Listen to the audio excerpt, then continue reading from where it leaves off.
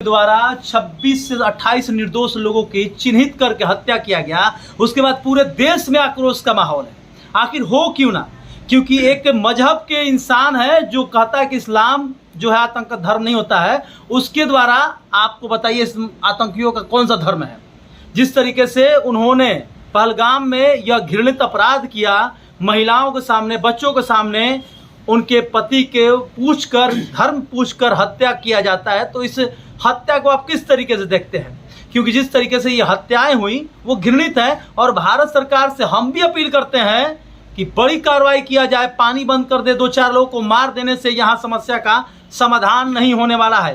Permanent solution चाहिए। पूरा देश का नागरिक चाहता है कि इस समस्या का समाधान हमेशा के लिए हो। और जीरो टॉलरेंस की जो बात की जाती है घाटी में कि आतंकवादियों का कोई वहां पर नहीं खत्म कर दिया गया, लेकिन इससे सरकार के ऊपर भी बहुत बड़ा सवाल उठता है। आइए हम बात करते हैं आलोक रंजन जी से, जो भाजपा के नेता हैं, सीधे जुड़ते हैं। आलोक जी, क्या कहेंगे जिस तरीके से आतंकियों के द्वारा ये घृणित अपराध किया गया है?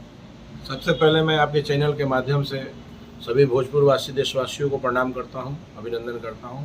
और साथ साथ जो हमारे शहीद हुए हैं, हम लोग में ऐसा आक्रोश है कि लग रहा है कि मैं अगर प्रधानमंत्री राष्ट्रपति होता देश का तो ऐसा आदेश जारी करता है कि एक एक आतंकवादियों को घूस घूस कर उनको चिन्हित कर करके नेस्तनाबूद कर दिया जाता है। लेकिन संयोग क्या है, हम अभी नहीं। और मैं अपने राष्ट्रपति, प्रधानमंत्री से आग्रह करते हैं, निवेदन करते हैं कि आप जिस तरह से इजराइलों ने आतंकवादियों को घूस घूस के मारा, उस तरह हमारा देश भी कमजोर नहीं है।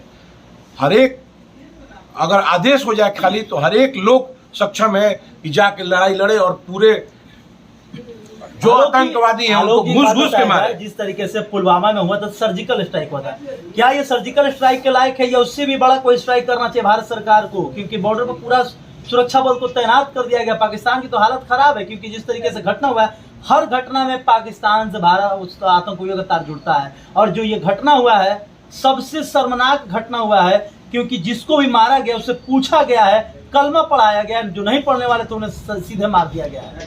देखिए, हम लोगों ने भी न्यूज में देखा है कि इस बार इस तरह की घटना पहली बार हुई है कि इस तरह के आतंकवादी जो नाम पूछते थे, धर्म पूछते थे, उसके बाद उनके बच्चों को छोड़कर उनके पापा को, जो नए नए जोड़े गए थे, उनके हस्बैंड को मारा गया और बोला गया है कि जाना मोदी से बताना। इस तरह की घृण हत्या और हिंदू समाज को खोज खोज के मारा गया है।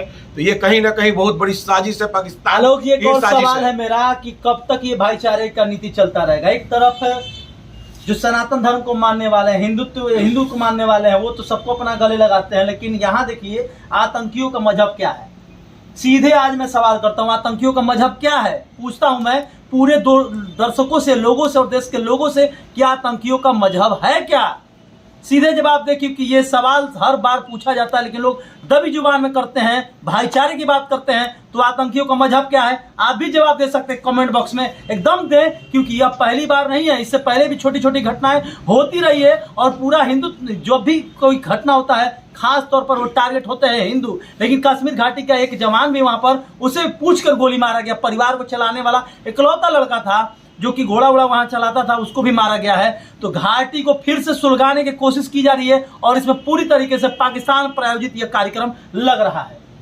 देखिए, पाकिस्तान को अब हमारा हिंदुस्तान में मोदी जी का वर्चस्व बढ़ते जा रहा है, पूरे वर्ल्ड में हमारा देश का नाम होते जा रहा है, ये पच नहीं रहा है। तो ये कहीं ना कहीं जबरदस्त साजिश है। मैं तो ये जानता हूँ, जिस तरह से अमेरिका ने ओसामा बिन लादेन को वर्ल्ड ट्रेड सेंटर की जो घटना किया था, उसके लिए उसको ढूंढ के उसके घर में घुस के मारा था। मैं मोदी जी से अपील करता हूं कि आप भी घुस कर कहीं भी रुके हो, पाकिस्तान में हो, कहीं भी जो आतंकवादी छिपे हो, उनको खोज खोज के ढूंढ कर उनको मौत के घाट उतारा जाए और उनको इस तरह से मौत दिया जाए, तड़पा तड़पा कर मारा जाए। उनको भी लगे कि कोई भी आतंकवादी बने नहीं, इस तरह से मौत के घाट उतारा जाए। मैं अपील करता हूँ और हमारे हिंदू भाइयों से भी अपील करता हूँ कि आप भी जगे रहिए। अगर इस तरह की घटना होती है, हिंदू जगेगा कब? हमेशा तो जातियों में बटा हुआ था, जगेगा कब? क्योंकि जिस तरीके से ये धीरे धीरे समस्या बढ़ते जा रहा है, ऐसा नहीं। आप देख लीजिए कोलकाता में क्या स्थिति है, बांग्लादेश में स्थिति देख ले।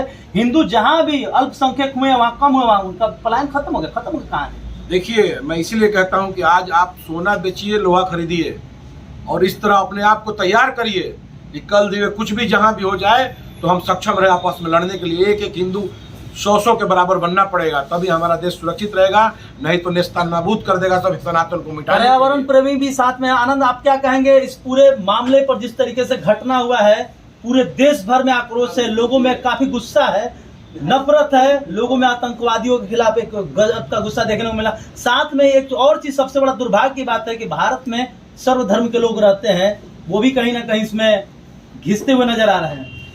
जी हाँ, बिल्कुल, बहुत दुखद है। हमारे पास कोई शब्द नहीं है। जिस प्रकार से हम लोग को जैसे ही जानकारी मिली सोशल मीडिया के थ्रू, एकदम घृणित ये घटना है और इसको माफ करने लायक नहीं है। और मैं भारत सरकार, माननीय प्रधानमंत्री से पूरा उम्मीद रखता हूँ कि इस पर कड़ी से कड़ी एक्शन ली जाए। केवल ढुलमिल नीति न हो, एक ठोस कार्रवाई हो, ताकि जिस प्रकार से जघन्य अपराध हुआ, लोगों को मारा गया, नए नए छोड़ो जो वहाँ गए थे एंजॉय करने के लिए अपनी शादी के बाद, उनको मारा गया, धर्म को पूछ के टारगेट किया गया। क्या लगता है कि 370 वक्फ बोर्ड ये सब भी मसला है घाटी में? एक तरफ से, क्योंकि अब तो वहाँ अलगाववादियों का कोई सुनने वाला नहीं है, पत्थरबाजी खत्म हो चुका है, विकास की ओर जा रहा है। तो क्या लगता है कि पिछले कई सालों से सुलझाने की कोशिश की जा रही है? बिल्कुल, पिछले कई सालों से हमारा देश काफी अमन चैन में था, इसमें कहीं कोई दो राय नहीं है। लेकिन विगत दिनों जो घटना हुई वो काफी शर्मनाक है और इन सभी चीजों को ध्यान में रख के भारत सरकार को एक ठोस कार्रवाई करना चाहिए और मुंह को ऐसा दुश्मनों को मारना चाहिए, चुन चुन के मारना चाहिए जो हमारे देश के उन भारतीयों को धर्म के आधार पर मारा गया। ये काफी निंदनीय और मतलब इसकी कड़ी से कड़ी निंदा की जा रही है। तो आइए हम बात करते हैं अरुण जी से। अरुण जी, क्या कहेंगे जिस तरीके से ये घटना हुआ है, इस घटना पर आपकी क्या प्रतिक्रिया है? हम तो कहेंगे कि ये झूठा भाईचारा बंद होना चाहिए और इस तरह की राजनीति नहीं होनी चाहिए। सीधा इसका जवाब मिलना चाहिए हम लोगों को। जो भी हो रहा है धर्म पूछ के हो रहा है, तो हम क्यों अपने आप को टारगेट होने दें? नहीं होना चाहिए। ये भाईचारा, झूठा भाईचारा बंद होना चाहिए और डायरेक्ट पाकिस्तान पर आक्रमण होना चाहिए। हम भारत सरकार के साथ, हम सभी हिंदुस्तानी, सभी सनातनी भारत सरकार के कदमों का इंतजार कर रहे। जिस दिन भारत सरकार का आदेश आएगा, हम लोग लाठी डंडा से पाकिस्तान को मार के खत्म कर देंगे। इसलिए हम माननीय प्रधानमंत्री जी से अपील करते हैं कि पाकिस्तान पर अटैक किया जाए। ये पानी बंद करने से और ये दूतावास बंद करने से कुछ होने जाना नहीं है। ये ढुलमुल नीति अपनाना बंद करें प्रधानमंत्री जी और डायरेक्ट आक्रमण की तैयारी करें। हम सारे सनातनी उनके साथ हैं।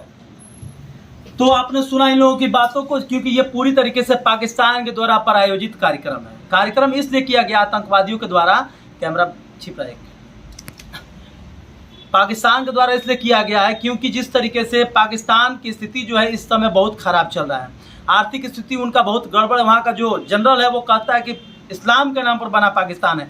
तो ये भी एक सवाल उठता है कि कितना नफरत है उन लोगों में हिंदुओं के प्रति। यह भी जग जाहिर हो चुका है कि जहाँ पर पाकिस्तान के प्रधानमंत्री बैठे होते हैं, वहाँ पर वहाँ का जो जनरल है वो मुनीजुर रहमान जो भी है, उसके द्वारा कहा जाता है कि पाकिस्तान केवल बना है तो इस्लाम के नाम पर, कलमे के नाम पर बना है और यहाँ केवल इस्लाम के ही लोग रहने वाले हैं।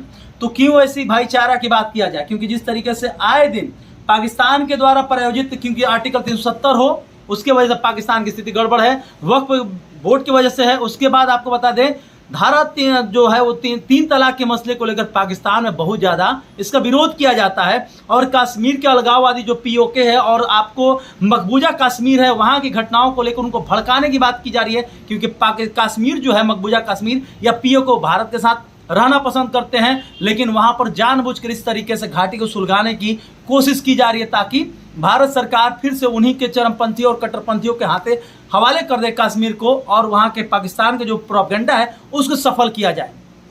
आलोक जी, एक सवाल है कि जिस तरह से आपने अभी इस घटना को देखा है, लोग एक मुस्लिम युवक की जो हत्या हुई है इस आतंकवादी घटना में, तो उसको लेकर लोग एक चला रहे हैं, विपक्ष के लोग हों या फिर उस समुदाय के लोग हों या वे हिंदुओं की ही एक बड़ी आबादी की बात करें, तो वो उस तरफ है कि आखिर मुस्लिम की भी हत्या हुई है इसमें।